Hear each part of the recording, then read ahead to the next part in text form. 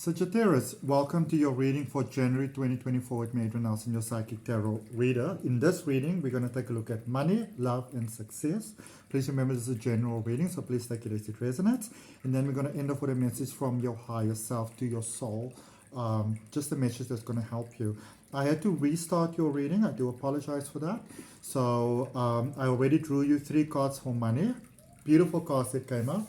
It's the Magician, the Knight of Cups, and the King of Pentacles. This is a very, very good combination of cards to come out for energy, specifically focusing on zooming in on money. All right. The universe want to let you know, my beautiful, beautiful, beautiful Sagittarius, that everything and anything is possible right now. What's up? Why are you whining? My dog is. Anything is possible right now. It seems like this Mercury retrograde that has happened, or that might still be happening depending on when you are looking at it, which is running from December the 13th, 2023 until January the 2nd, 2024, is definitely serving you very positively. Okay? This is a time when you can really go for your dreams, your ambitions. I see you being very spiritual, even if you're not maybe a very spiritually inclined sort of person, my beautiful, beautiful Sagittarius. Leave the plant alone. I see you really following your light. I see spirit being very much with you. So especially if you've been seeing a lot of black birds, for example, you know, to me, that's always a sign that spirit is really with me very, very strongly, that I'm divinely protected. So you may have had some concerns around money, some fears around money, but I see things working out really, really well for you. I'm going to say to you that this is a good time for you to maybe, even though things are seeming very good for money, my beautiful Sagittarius, this is a good time for you. And if I remember correctly, I did for you the rest of a December reading. You can look at it. But if I do remember correctly, I believe that this message is aligning with what it should. But this is a time where you can really focus on your future stability with finances, with money, with all things physical, all things materialistic, money and the things that money can buy. But this is more energy where you focus on stability going forward. So even though things are looking good for money itself and stability itself, it's not necessarily an energy, Sagittarius, where you want to go on just a wild spending spree. Okay? Not really. All right. Let's get some deeper insights for you on that. For those of you that are already supporting my channel, oh, I love that heart chakra opening. Thank you so much for doing so. If you haven't yet subscribed, I hope you'll consider subscribing, and please go ahead and like the video. So here we get the reason why that is. So you got the Ace of Wands, the Tower energy, and the Ace of Swords. All right. So yeah, your heart is opening, and I feel, now this is obviously not for everyone. You have to take this as it resonates, but I feel that you've been using money as a crutch, as a coping mechanism. So when things are not going well, you buy something, you know, or you buy something for someone else. But so I feel that for some of you, it's even like you might have a space in your house, a closet, a cupboard, a suitcase, you know, whatever it is underneath a bed, a box, or cupboard, whatever. It feels like there's a lot of stuff in there that you can really just get rid of it. And don't give it away, sell it. You know, put it on eBay or Facebook Marketplace or something like that, have a garage sale. I feel that for most of you, the concerns that you might have around money could be that either you want to get rid of a lot of things or you want to recycle some things.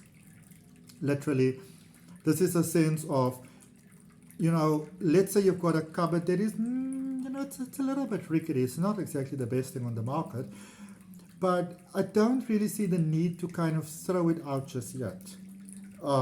You might want to take a bit of a Cancerian approach here, where it, you know, they will just dolly it up and still use it, type of thing. Because I see you in this process, I see your heart opening, I see you following your passions, I see you following your dreams, but I also see that there's a lot of healing that's taking place here in your life, a lot more than you might actually be realizing. So I do see your life being very much shaken at the core of the foundations, and it seems like your usual coping mechanism is to just buy stuff and do stuff and spend money, and because it makes you feel powerful, because I can do it. All right. But I do feel, though, that even though your life is changing, and it's changing in a very positive way, you kind of want to keep money aside, resources aside, not necessarily because you need it, but when you maybe look at your, your account balance, and you see the balance over there, and it's a, it's a very sexy balance, it brings you a sense of ease, which allows you to open your mind to new possibilities. Okay, quite interesting message for money. Let's see what we have for love. Do you want to go for a walk, Bubbles? We finished Sagittarius and we take you for a walk here. Just giving me that look. Look, you can see it on the screen. You know that I remember when I just got Bruno, and he's going to be 2 years old on January the 19th of 2024. I remember when I looked at videos, one of the first things people said is that, you know, Jack Russells, they will give you this emotional sort of look that your heart can break. And they just do it because they know it's going to work. But I'll take him for a walk anyway, because I feel like taking a walkie too. So for love, we've got the Page of Wands, the Eight of Pentacles, the Knight of Cups. Good news for love. So, interestingly, you know, for those of you, especially where it resonates with the whole money thing, where you maybe will usually just spend money, you kind of want to be more giving and more freeing with your emotions. Allow yourself to feel, allow yourself to, you don't even have to go into a relationship. Now, obviously, you want to be very careful, because it seems like you can very easy to go into that space where you can say, well, I just want to have fun, and maybe hurt some people. So just be careful of that, a little bit of a warning there. But be more free with your emotions. It feels like you're micromanaging your emotions a little bit too much here. All right, to your own detriment, really. Lead from the heart. Don't be afraid to lead from the heart. Open your heart. Send love in all directions. So not just romance, everything. If you can't find love in it, don't do it, type of thing. All right? Open yourself to new beginnings. Feel your passion. Think about things. Use that beautiful imagination of yours to imagine what it feels like when your heart's desires, you know, have been met. Really, really go to town with that. It will serve you so beneficially. All right? So send love in every direction of your life. If you're not in love, which I see many of you are, just imagine that you are. All right? I see that your imagination is very rich and powerful at the moment. Use it to your benefit. You've got the Chariot energy, which has been quite a frequent flyer today. Chariot energy, Three of Wands, and the Six of Swords is coming out there for love. So, for some of you, you might be dealing with an energy here where you might like to be with that person, whereas you might be, interestingly, be in a more settling down sort of mood. They might be in a more exploring the world and even space. For some reason I get NASA. I see the NASA sign. But then I see NASA almost against, you know, when you have those, like when you go on Zoom or something, and you sometimes have those screensavers that's like a AI generated sort of, you know, background screen. I see it almost like that type of thing. I see NASA written on there. So it seems like the sign is genuine, but the backdrop is not. I don't know. If you're dealing with someone that feels that they want wings to fly, let them fly. It almost seems like by letting them go, they come right back to you. I see it like a boomerang. By trying to hold on, which for many of you, you might be in that space of, well, if you're not going to stay, then go and don't come back type of thing. That is the direct opposite of what you want to do. Okay? That is the direct opposite of what you want to do. So if you let them go, they come back. If you try to hold them, they flee. Okay? Let's see what we've got for success. So let's say you meet somebody like in a bar or some other sort of, you know, social event or something like that. You have a very sort of like almost like social interaction. Don't try to convince them to stay in town. If they say they're going to stay, they leave in town, let them leave. Send them blessings.